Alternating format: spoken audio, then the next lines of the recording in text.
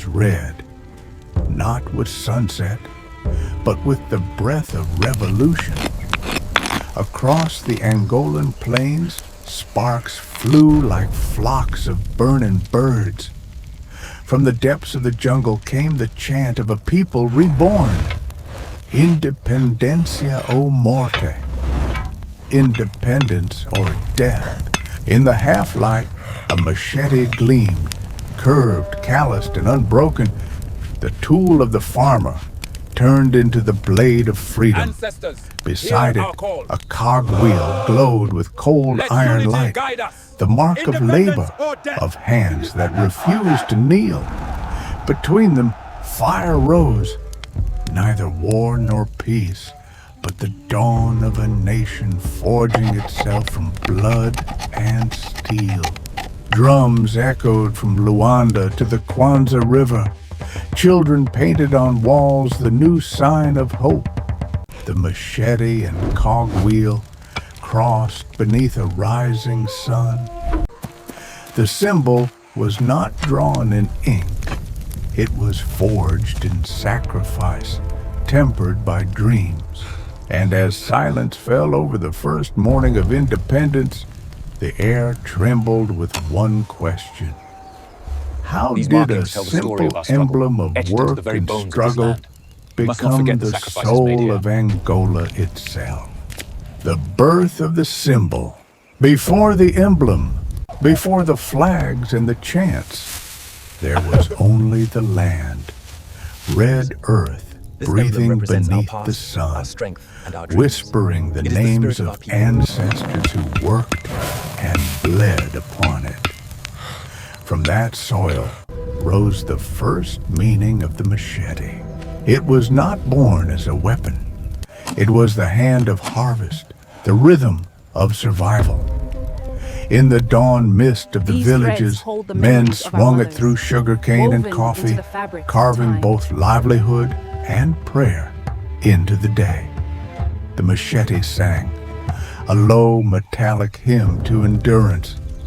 But every song can turn to a cry when injustice thickens the air. Then came the centuries of shadow. The Portuguese flag cast its long silence across the land. The machete no longer cut the fields, it cut chains. The cogwheel, symbol of labor, turned for a master who never saw the faces of those who kept it moving. Yet even then, deep in the hearts of miners and farmers, the two symbols, blade and gear, began to merge into one rhythm, resistance. In the 1950s, when whispers became revolts and revolts became war, artists and revolutionaries sought a sign that could speak for both the worker and the warrior. They found it not in books, but in memory. The machete of the peasant, the cogwheel of the factory. Together, they were Angola's heart, one half born of earth, the other of iron. When independence dawned in 1975, the emblem took form like a rising constellation. The cogwheel encircling the machete and hoe, crowned by a star, the eternal flame of progress. From that day, the emblem with machete and cogwheel ceased to be an image. It became faith, the trials and transformations. The emblem was barely born when it was thrown into fire. 1975, independence came not as peace, but as a storm. 3 armies, 3 visions tore across the newborn nation. MPLA, FNLA, UNITA, each claiming to be the rightful heir of Angola's soul. The machete that once united, now divided. Its blade flashed on every flag, every pamphlet, every battlefield, sometimes for freedom, sometimes against brother. The cogwheel turned endlessly, grinding hope into dust as factories fell silent and fields burned under the weight of war. But symbols do not die as men do. Even when cities cracked under artillery and villages vanished into silence, the emblem endured. Painted on helmets, carved on wood, tattooed on skin, it became a talisman against despair. To many, the crossed machete and cogwheel were not of the state, but of the people. A reminder that labor and courage were one and the same. There is an old story told in Huambo of a blacksmith who, in the midst of shellfire, kept forging small pendants shaped like the emblem. "If I stop," he said, "the nation's heart will stop too." When he was found years later, his forge was in ruins, but around his neck still hung the tiny emblem, blackened but unbroken. Through the 1980s turmoil and the long civil night, the symbol transformed again. It lost the innocence of birth and gained the scars of endurance. The machete no longer shone. It remembered. The cogwheel no longer gleamed. It endured. And when the war ended, Angola looked again at its emblem, no longer a call to arms, but a mirror of survival. The symbol we carry is the not emblem had it passed is the through wisdom of our fire ancestors, the and strength of our came out hands. forged, not in iron, but in human resilience. Anatomy of the symbol, English version. Every emblem is a scripture, written not in words, but in color, line, and fire. The emblem of Angola, like a relic of both war and rebirth, speaks through its very anatomy.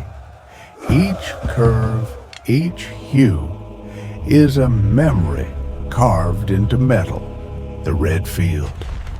It is the color of earth and blood, the twin sources of life. Red in Angola is not merely for sacrifice, it is for continuity. It remembers the fallen and feeds the living. It is the soil of Huambo and the pulse of Luanda, joined in a single heartbeat of revolution. The golden circle, gold, the hue of dawn and harvest. It encircles the emblem as a halo, symbolizing the nation's wealth, the promise of renewal. But it also echoes the cogwheel, the eternal motion of labor of a people who turn the world with their hands. The cogwheel, half a wheel, sharp and incomplete, a reminder that progress is always unfinished. It represents industry, toil, and creation, yet within its broken form lies a truth that no revolution ever ends, only evolves. It is both the machine and the dream. The machete, Angola's soul and steel, it cut through oppression and carves new paths. The machete is the voice of the farmer and the soldier, the tool that feeds and the blade that defends. In mythic imagery, it recalls the ancient African hero Angola Luanda, whose very name gave birth to Angola, the warrior king who united earth and flame, the star above, 5 points, 5 destinies. Echoing the star of liberation seen in many African flags, yet in Angola it burns with a different light, the light of international solidarity, education, and progress. It is not the cold star of ideology, but the warm star of aspiration, the beacon guiding a nation still in motion. Together, these elements form not a decoration, but a cosmology of struggle.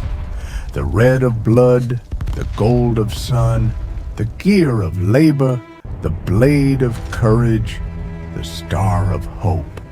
They do not just represent a state, they invoke a spirit, the same that whispers, "Nothing forged by human hands is ever lost, if the will remembers."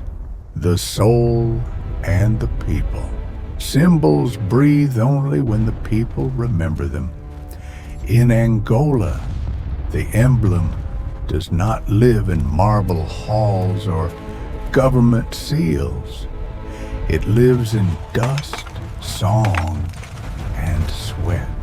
In the villages of Benguela, children carve the machete and cogwheel onto the handles of wooden toys, not knowing they hold the memory of a revolution.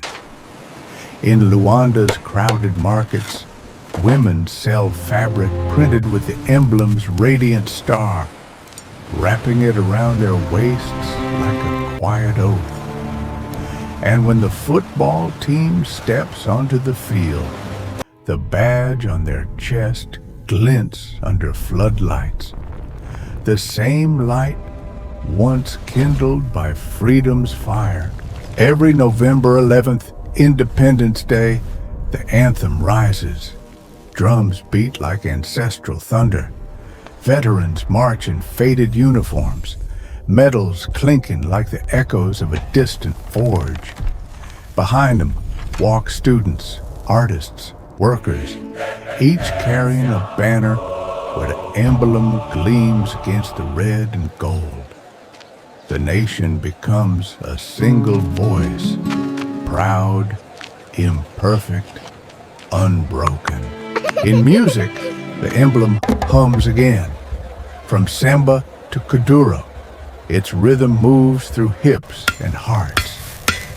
The songs of Bonga and Waldemar Bastos speak of a country both wounded and reborn.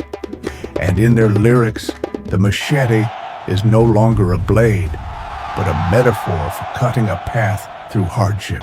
And in the words of an old proverb from Malanje, a nation forgets its tools only when it forgets its hands. Through decades of struggle and rebuilding, the emblem has remained the mirror of its people, changing with them, hurting with them, dreaming with them. It is not just seen, it is lived, legacy, and the eternal flame. Time has tempered the fire, but not the meaning. Half a century has passed since the emblem first rose upon Angola's dawn, and yet its pulse still beats, quietly, stubbornly, beneath the noise of a modern nation. Today, the machete and cogwheel no longer belong only to flags or government walls. They live in the murals of Luanda's streets, reborn in graffiti lines and digital art, shimmering on album covers and student protest signs. Young poets reclaim it as a language of justice. Painters reshape it as a reminder of sweat and soil. Engineers see in it the eternal marriage of hand and machine, the vision of progress that once forged a dream from war. Yet, with time, also comes distance. Some now see the emblem as a relic, a mark of the past, weighed down by politics and pain. Others see it as a challenge to make its promise true. The machete must no longer cut brother from brother, but clear the path toward equality. The cogwheel must turn not for the few, but for all.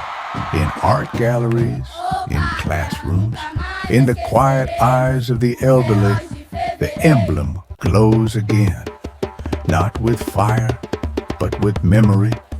Its star burns softer now like the evening sun, but its light still falls upon a generation searching for purpose amid the ruins and rebuildings of time. And so the circle remains unbroken, gold against red, labor beside courage, dream above struggle.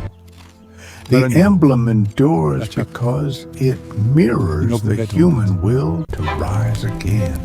As long as the emblem with machete and cogwheel endures, the heart of Angola will never fall silent. Thus ends the chronicle of the machete and cogwheel, the emblem that rose from earth and iron, carried by hands, voices, and dreams, still glowing beneath the Angolan sun.